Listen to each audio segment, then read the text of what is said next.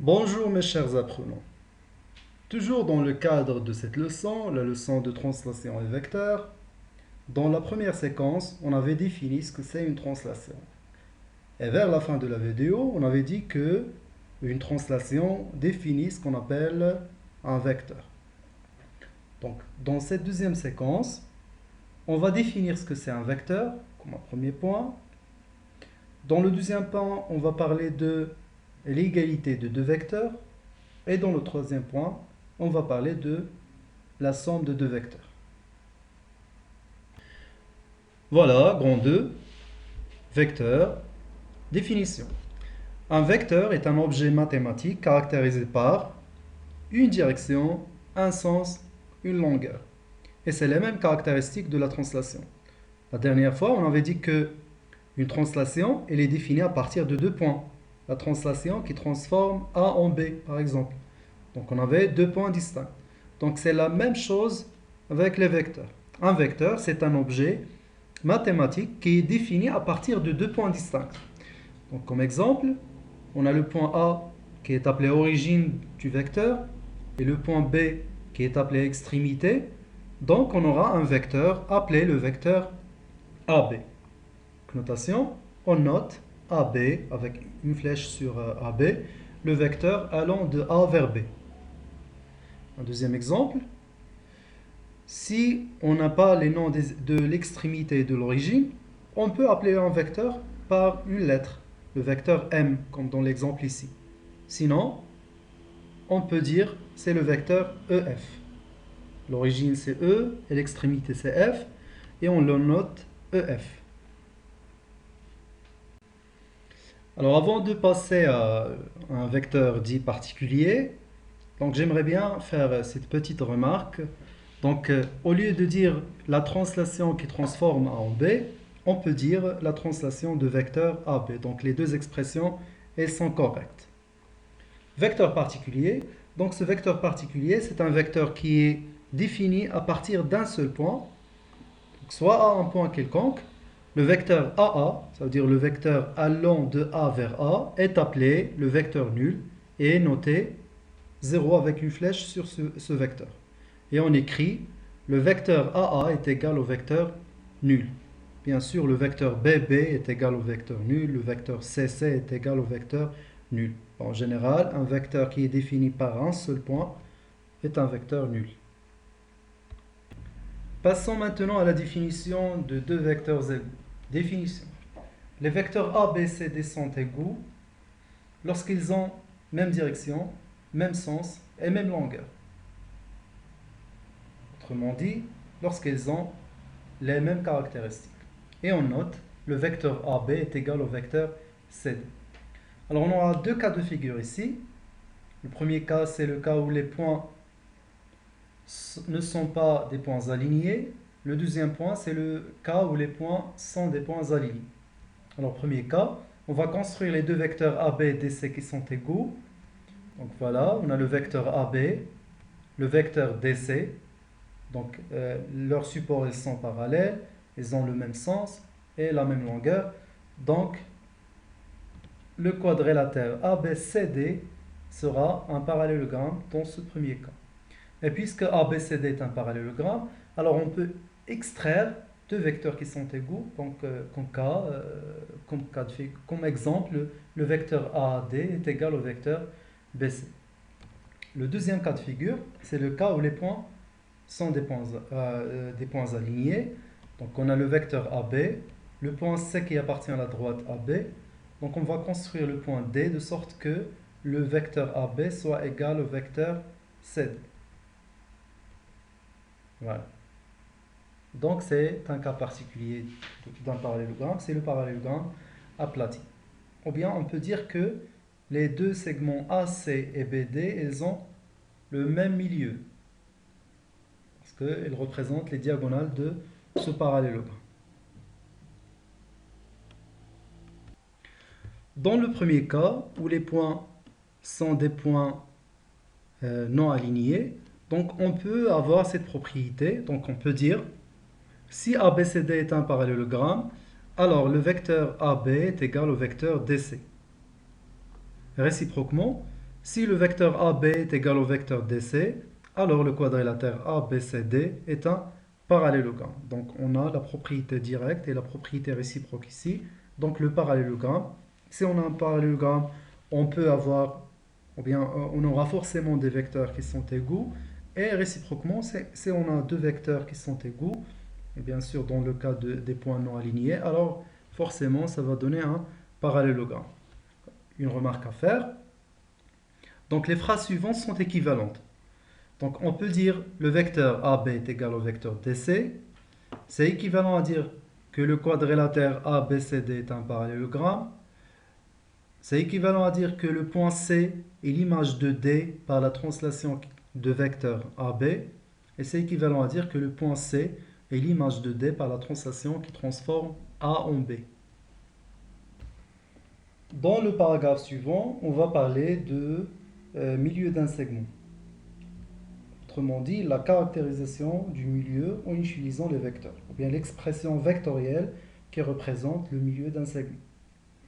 Alors, soit ABC, 3 points distincts 2 à 2, le vecteur AB est égal au vecteur BC. Donc, comme vous le remarquez très bien dans cette égalité vectorielle, donc vous remarquez que le point B se répète. Il représente en même temps l'extrémité du premier vecteur AB et il représente l'origine du deuxième vecteur BC. Donc cette égalité vectorielle signifie tout simplement que le point B est le milieu du segment AC.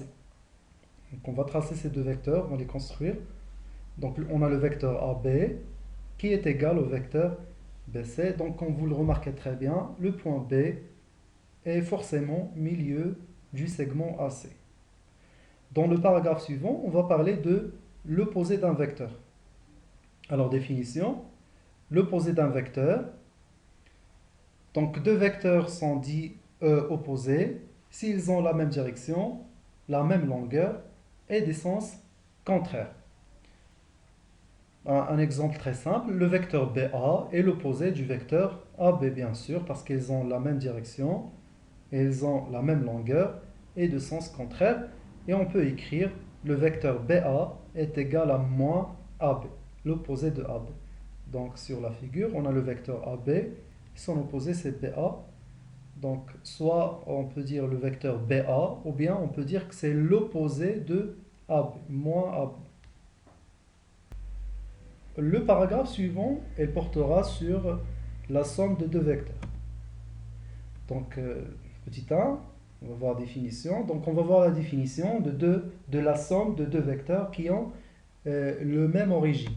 Donc la somme des deux vecteurs AB, AC, donc comme vous le voyez, le même origine A, et le vecteur AD. Donc la somme des deux vecteurs AB, AC est un vecteur AD tel que le quadrilatère ABDC est un parallélogramme.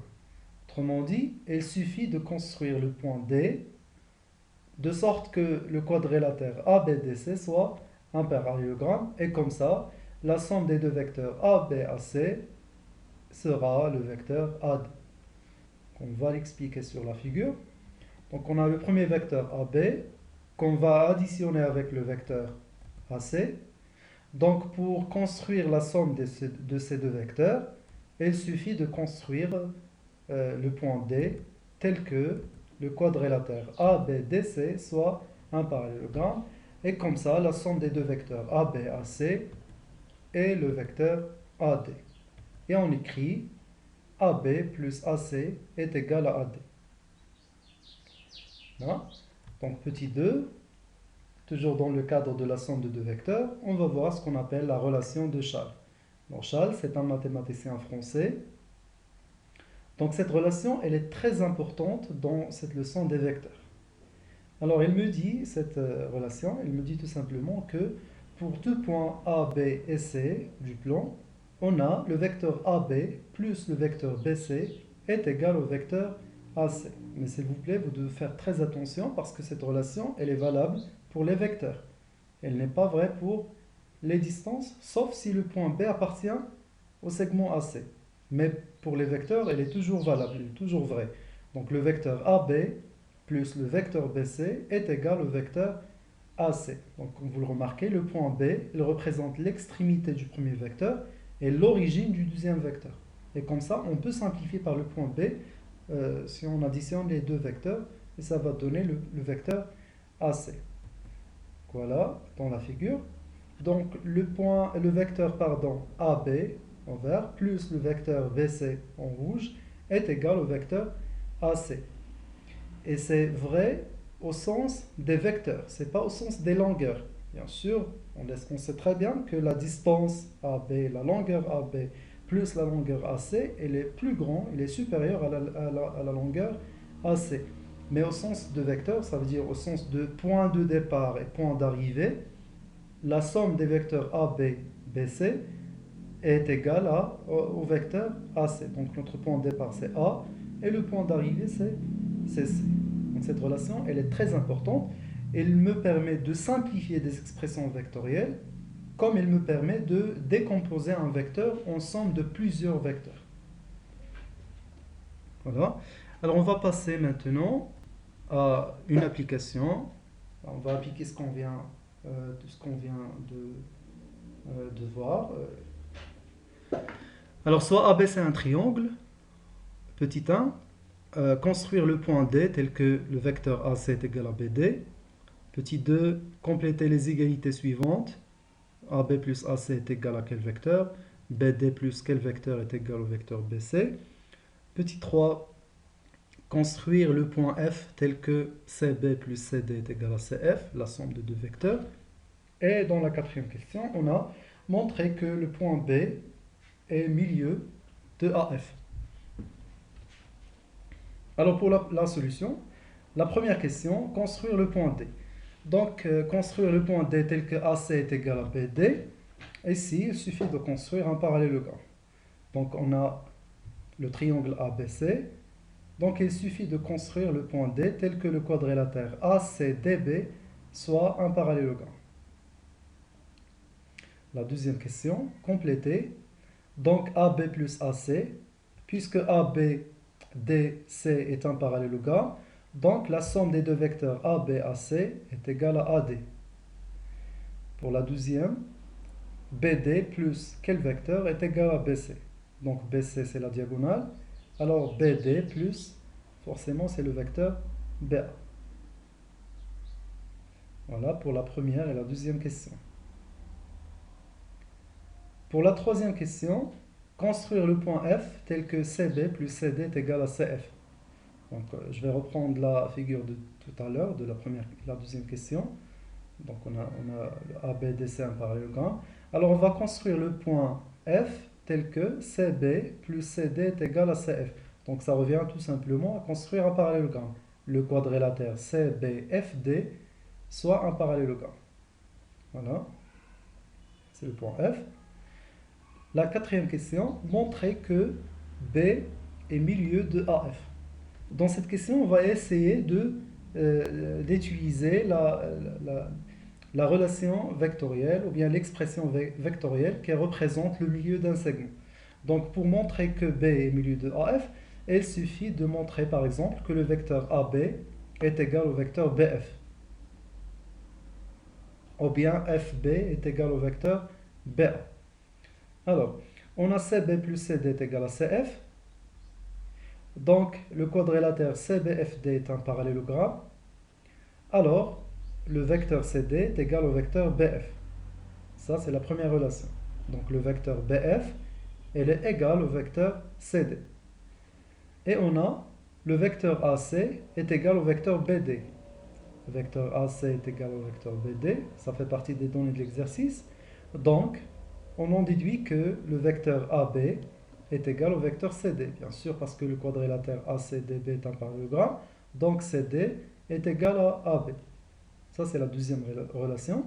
De 1 et 2, on déduit que le vecteur AB est égal au vecteur BF, ce qui signifie que le point B est milieu du segment AF. Donc voilà, merci pour votre attention et à la prochaine séquence, Inch'Allah.